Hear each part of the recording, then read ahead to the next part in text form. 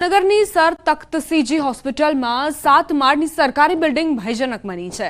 આ બિલ્ડિંગ તો છેલ્લા 5 વર્ષથી બંધ કરી દેવાઈ છે। બિલ્ડિંગ અંગે પૂર્વ શહેર કોંગ્રેસ પ્રમુખે આક્ષેપ કર્યા છે કે બિલ્ડિંગના પોપડા ખરી રહ્યા છે। બિલ્ડિંગમાં સ્લેબના સળિયા દેખાઈ રહ્યા છે। ગમે ત્યારે આ બિલ્ડિંગ પડી જાય તો જવાબદારી કોની રહેશે? આ બિલ્ડિંગ વહેલી તકે ઉતારી લેવામાં આવે તે જરૂરી છે। આ તરફ સિવિલ સુપ્રિન્ટેન્ડન્ટે આ અંગે જણાવ્યું હતું કે બિલ્ડિંગ સદંતર બંધ કરી દેવાઈ છે। આગળ બેરિકેડ લગાડી દેવાયા છે। સિક્યોરિટીને કોઈ પણ વ્યક્તિને ન જવા દેવા સૂચના આપી દેવાઈ છે। હાલ બિલ્ડિંગનો ક્યાસ કાઢવાની કામગીરી કરી દેવાઈ છે। ટૂંક સમયમાં બિલ્ડિંગ ઉતારી દેવાની કામગીરી કરાશે। પહેલા ઓલરેડી કંડમ જાહેર કરેલું છે અને એને ઉતારી લેવાની વાત છે, પણ આ શાસકો અધિકારી ઉતારતા નથી। ગમે ત્યારે બિલ્ડિંગ આપોઆપ ઉતરી જશે, એને ઉતારવાની જરૂર નથી, પણ આના જવાબદાર મોટો અકસ્માત થશે। જવાબદાર કોણ? એમાં એક પણ પહેલાં તો પેશન્ટ જતા નથી, આપણે ટોટલી બંધ કર્યું છે। ઇવન છેલ્લા 6 મહિનાથી કોઈ જૂની ઓફિસો હતી કે કારણ કે ઓફિસ કામ બધું ચાલતું એ પણ આપણે બંધ કર્યું છે। એટલે અંદર કોઈ હ્યુમન અવર જવર તદ્દન બંધ કરી દીધી છે। ઉપરાંત એની આજુબાજુનો જે એરિયા છે જ્યાં આપણને લાગે કે ભાઈ માણસો કદાચ આપણે કેવું હાલતા ચાલતા ભાઈ બંધ છે તો થૂકવા જઈએ, આમ કરીએ તેમ કરીએ, એટલે ત્યાં પણ આપણે પાર્ટીશન કે જે કહેવાય ને બેરિકેડ, જે મેઇન વેઇટિંગ હતો એ જે ક્લાસ કઢાવવાનો હતો એ હતો એ થઈ ગયું છે। એટલે આઈ થિંક 2 કે 3 મહિનામાં એ પ્રોસેસ શરૂ થઈ જશે। ટ્રીટ કર્યા વિના એસિડ અને કેમિકલ યુક્ત પાણી મનપાની ડ્રેનેજ લાઇનમાં છોડનારા એકમો સામે સુરત મનપાએ લાલ આંખ કરી। છેલ્લા 3 માસમાં 500 જેટલા એકમો સીલ કરાયા। પાલિકાના ડ્રેનેજ કમિટીના ચેરમેન કેયોર ચપટવાળાએ મહત્વનું નિવેદન આપ્યું છે। ગેરકાયદેસર રીતે ગટર લાઇનની અંદર કલર અને કેમિકલ યુક્ત પાણી છોડવાવાળા એકમો સામે કડકાઈથી પગલાં લઈને સીલિંગની કામગીરી કરવામાં આવી છે। આવા ગંદા પાણીને નિયત માત્રા કરતાં વધારે માત્રામાં કલર અને કેમિકલ ધરાવનાર ગટરના પાણીના કારણે લોકોના આરોગ્યલક્ષી, પર્યાવરણલક્ષી પ્રશ્નો ઊભા થતા હોય છે। સુરત મહાનગરપાલિકાના સુવેજ ટ્રીટમેન્ટ પ્લાન્ટને પણ નુકસાન થતું હોય છે, ટર્શરી ટ્રીટમેન્ટ પ્લાન્ટને પણ નુકસાન થતું હોય છે। એટલે આ સમગ્ર પ્રકરણને ગંભીરતાથી લઈને સુરત મહાનગરપાલિકા દ્વારા કડકમાં કડક કાર્યવાહી કરીને આવા ઔદ્યોગિક એકમોને સીલ કરવામાં આવ્યા છે। નિર્માણાધીન બ્રિજનો વિવાદ વકર્યો છે। શહેરના વાસણા રાણેશ્વર મહાદેવ મંદિર જંકશન પર 43 કરોડના ખર્ચે બ્રિજ બની રહ્યો છે, જેને લઈ નાગરિકો વિરોધ કરી રહ્યા છે। સ્થાનિકોનો આક્ષેપ છે કે કોર્પોરેશને બ્રિજની ડિઝાઇન બદલી દીધી છે। બ્રિજના લીધે ટ્રાફિકની સમસ્યા ઠેરની ઠેર રહેશે, જેને લઈ 800થી વધુ સ્થાનિકોએ સીએમને પત્ર લખી રજૂઆત કરી। એટલું જ નહીં, સ્થાનિકોએ બેનરો અને સૂત્રોચ્ચાર કરી વિરોધ દર્શાવ્યો। તેમજ બ્રિજનું કામ રોકવામાં નહીં આવે તો ઉગ્ર આંદોલનની ચીમકી પણ ઉચ્ચારી હતી। તો આ અંગે વડોદરાના ડેપ્યુટી મેયરે જણાવ્યું હતું કે કોઈ પણ બ્રિજ બનાવવા સર્વે કરાયો હતો, જે આગામી 2-5 વર્ષ નહીં પરંતુ 20 થી 25 વર્ષને ધ્યાને રાખીને કરવામાં આવે છે। ત્યારે હવે આ બ્રિજના વિવાદનો ઉકેલ ક્યારે આવે છે તે જોવું રહ્યું। ની કામગીરીથી તમામ લોકોને નુકસાન થઈ રહ્યું છે, જેની સત્તાધીશોને તથા કોર્પોરેશનના તમામ નેતાગણોને, અમારા પ્રતિનિધિઓ, જનપ્રતિનિધિઓને પણ આ બાબતને લીધે કીધી। આ આંદોલનને ઉગ્ર સ્વરૂપ આપીશું।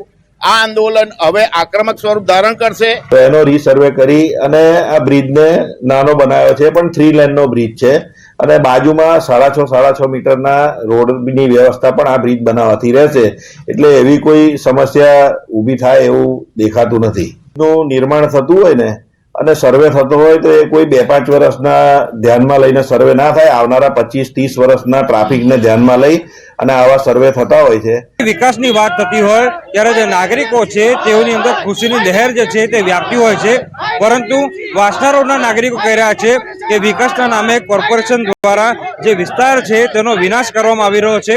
આ વાસણા રોડ ઉપર જે બ્રિજ બનવાનો છે તેનો વિરોધ જે છે તે સ્થાનિક લોકો ઘણા લાંબા સમયથી કરી રહ્યા છે અને અત્યારે બેનર પોસ્ટર સાથે આજે તમામ નાગરિકો જે છે તેઓ પોતાનો વિરોધ જે છે તે નોંધાવી રહ્યા છે અને કોર્પોરેશનની તાનાશાહી નહીં ચાલે તેવા સૂત્રોચ્ચાર જે છે તે કરી રહ્યા છે।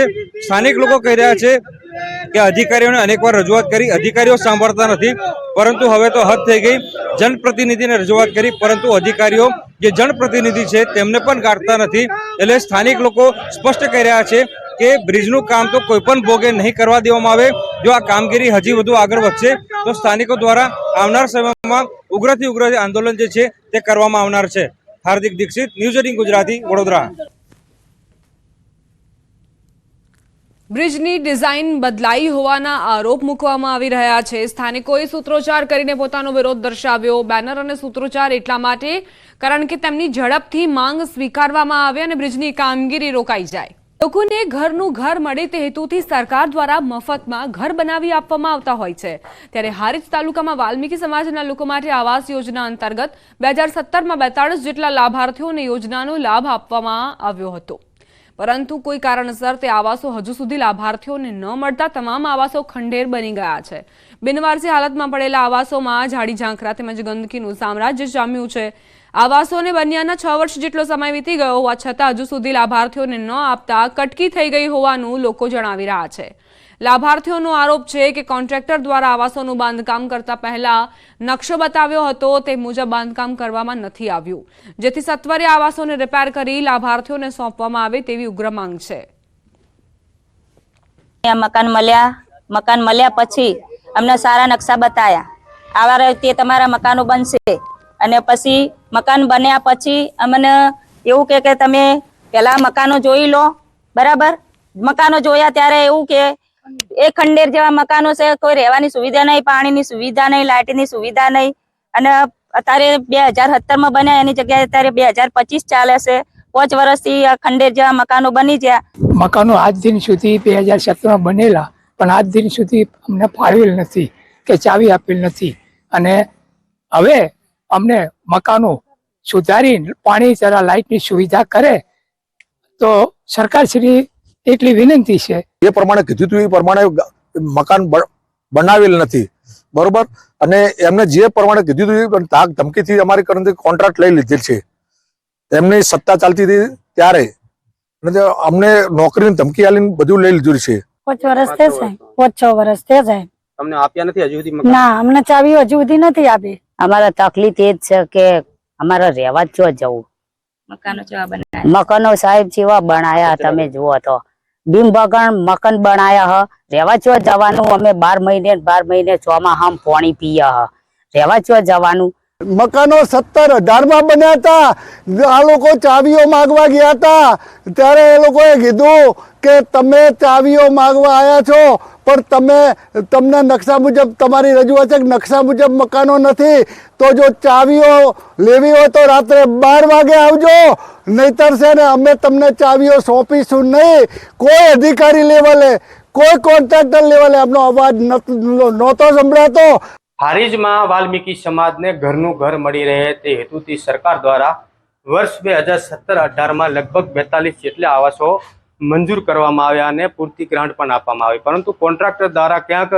હલકી ગુણવત્તાનું કામ કર્યું હોવું તેવું લાભાર્થીઓનો આરોપ છે પરંતુ મહત્વની વાત છે કે 2017-18માં જે મકાનોનું નિર્માણ થઈ ગયું છે તેને લગભગ 5 થી 6 વર્ષ જેટલો સમય વીતી ગયો છે તેમ છતાં લાભાર્થીઓને આજ દિન સુધી આ મકાનો આપવામાં આવ્યા નથી જેવી રીતે દ્રશ્યો દેખાઈ રહ્યા છે કે જે મકાનો બનાવ્યા હતા તે હાલની સ્થિતિ એકદમ ખંડેર હાલતમાં થઈ જવા પામ્યા છે અને મકાનો નજીક ગાંડા બાવળોનું અને ઝાડી ઝાંખરાનું સામ્રાજ્ય જોવા મળી રહ્યું છે અને જ્યારે અંદર આપણે નજર કરીએ તો દારૂની ખાલી બોટલો મળે છે એટલે કે નશીલા પદાર્થોનું સેવન કરવાનો ક્યાંક આ મકાનો અડ્ડો બની ગયા છે મહત્વની વાત છે કે સરકારનો જે હેતુ હતો કે લાભાર્થીઓને ક્યાંક ઘરનું ઘર મળે એટલે કે જે લાભાર્થીઓ સુધી યોજના પહોંચી હતી તે પહોંચી તો ખરી મકાન પણ બની ગયા પરંતુ ક્યાંક મકાન બનાવવામાં કોન્ટ્રાક્ટર દ્વારા ગેરરીતિ આચરવામાં આવી જે વાલ્મીકી સમાજના લાભાર્થીઓ છે તેમને પાકા મકાન બની ગયા છે પરંતુ તેમ છતાં મકાનો તેમને ના મળવાના કારણે હજુ સુધી તે લોકો ક્યાંક કાચા મકાનોમાં પોતાનું વસવાટ કરી રહ્યા છે બનાસકાંઠામાં વડગામના 17 ગામોના તળાવોને ડિંડરોલ મુક્તેશ્વર યોજનામાં સમાવેશ કરી પાણીથી ભરવાની માંગ કરાઈ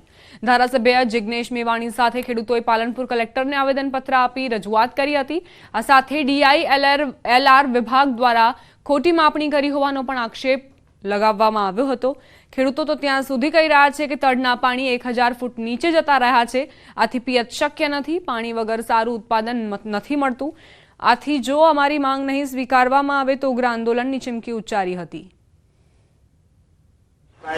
પણ પાટણના ડિંડોલથી મુક્તેશ્વર સુધી શરૂ થયેલું નર્મદાની કેનાલના નેટવર્કનું કામ એમાં રસ્તામાં આવતા 17 તળાવોનો આ પ્રોજેક્ટમાં સમાવેશ નહીં કરવાના કારણે આ 17 ગામના ખેડૂતો અને સર્વ સમાજના લોકો ખૂબ નારાજ બન્યા છે અમારા એરિયામાં પાણી લગભગ 1000 ફૂટ ઊંડા ગયા છે મેં હમણાં 2 વર્ષ પહેલાં એક બોર બનાવ્યો હતો અત્યારે એક 8 કલાકના પાવરમાં એક મણવાભાઈ જમીન પીતી નથી એનું બિલ હું 60ની મોટર છે થતો અને 20 ફુવારા ઉપડતા નથી આવી પરિસ્થિતિ મારા એકલાની નથી આખા તાલુકાના ખેડૂતોની પરિસ્થિતિ છે એના માટે અમે લગભગ 20 વર્ષથી આ બધા તળાવો બરાસણ ફતેગઢનું ભરવા માટે અમારું જેહરની તળાવ ભરા અને બીજો તળાવ ભરવા માટે આ લોકો વચનો જ્યારે આપતા હોય છે, પરંતુ પરિપૂર્ણ આજ સુધી થયું નથી.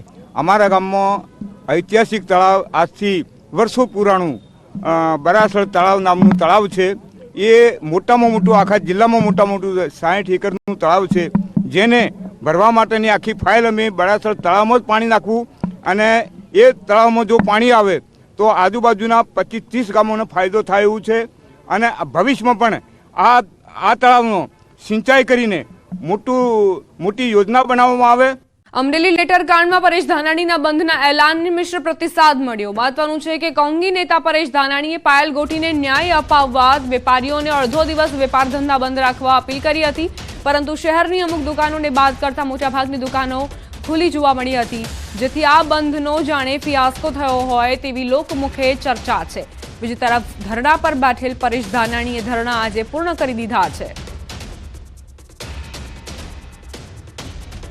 પાયલ ગોટી કેસને લઈને પરેશ ધાનાણીએ વેપારીઓને અપીલ કરી હતી કે અડધો દિવસ બંધ પાડીને અને વિરોધમાં જોડાય, પરંતુ પરેશ ધાનાણી જેમના આ બંધને બિલકુલ પ્રતિસાદ નહોતો મળ્યો. બીજી તરફ પરેશ ધાનાણીએ આજે પોતાના ધરણા પર સમાપ્ત કરી દીધા છે. રાજકોટ મનપા દ્વારા લેવામાં આવેલ ઘીના નમૂના ફેલ આવ્યા. સીતારામ વિજય પટેલ ડેરી ફાર્મમાંથી લીધેલા ગાયના ઘીના નમૂના ફેલ આવ્યા છે. વોલ્ગા ઘી ડેપોમાંથી લીધેલા ભેંસ અને ગાયના ઘીના નમૂના ફેલ થયા. ઘીમાં વેજીટેબલ ફેટ મળી આવતા સબસ્ટાન્ડર્ડ જાહેર કરાયું. બંને પેઢીઓ સામે અધિક કલેક્ટર દ્વારા કાર્યવાહી હાથ ધરવામાં આવશે.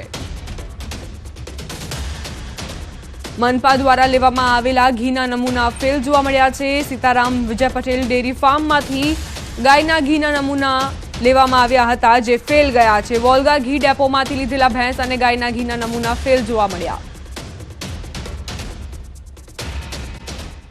સમાચાર મંત્રી મુડુભાઈ બેરાનું નિવેદન. ચાઇનીઝ દોરી અને કાચની દોરી અંગે નિવેદન આપ્યું. ચાઇનીઝ દોરી, કાચની દોરી અંગે પોલીસ વિભાગ સક્રિય. તમામ નિયમોનું સરકાર કડકાઈથી પાલન કરાવશે. જરૂર લાગશે ત્યાં સરકાર કાર્યવાહી પણ કરશે. માનવ અને પક્ષીઓ માટે કાળજી રાખીએ છીએ. માનવ અને પક્ષીઓ માટે આપણે કાળજી રાખવી જ પડશે. પક્ષીઓ માટે કરુણા મંદિર ખોલવામાં આવ્યા છે.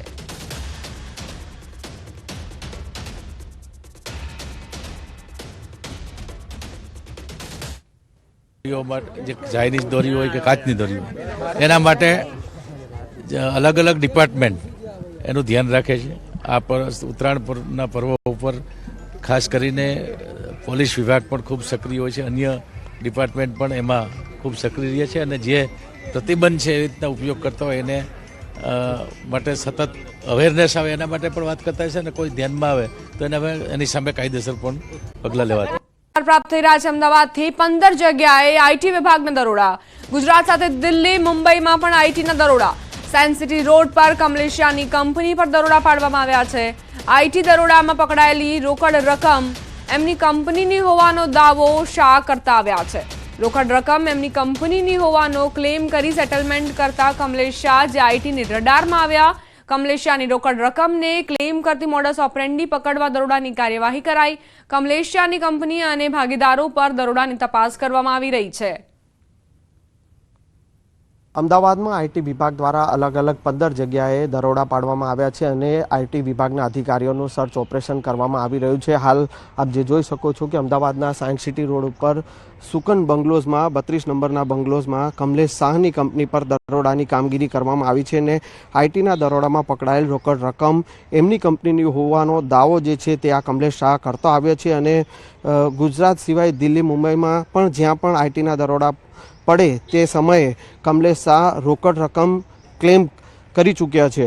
રોકડ રકમ એમની કંપનીની હોવાનો ક્લેમ કરી અને સેટલમેન્ટ કરતા કમલેશ શાહ જે આઈટીની રડારમાં આવ્યા હતા અને કમલેશ શાહની રોકડ રકમની ક્લેમ કરવાની મોડસ ઓપરેન્ડીને લઈને દરોડાની કાર્યવાહી કરી તેમને પકડી પાડવા માટે કાર્યવાહી કરવામાં આવી રહી છે. કમલેશ શાહ અને તેની કંપનીના ભાગીદારોને ત્યાં પણ દરોડાની કાર્યવાહી જે છે તે કરવામાં આવી રહી છે. અને અત્યારે ગઈકાલે પણ આ સર્ચ ઓપરેશન કરવામાં આવ્યું હતું અને આજે પણ જે છે તે આ સર્ચ ઓપરેશન ચાલુ છે. 15 જેટલી જગ્યાએ કમલેશ શાહ અને તેના ભાગીદાર કંપનીના જે ભાગીદારો છે અને તેમને ત્યાં પણ સર્ચ ઓપરેશન કરવામાં આવી રહ્યું છે. અને આ દરોડાની કાર્યવાહીના અંતે બેનામી રોકડ વ્યવહાર અને આર્થિક વ્યવહાર મળી આવે તેવી શક્યતાઓ જોવાઈ રહી છે. કેમેરામેન હરીશ શર્મા સાથે સંજય ટાંક, ન્યૂઝ 18 ગુજરાતી, અમદાવાદ.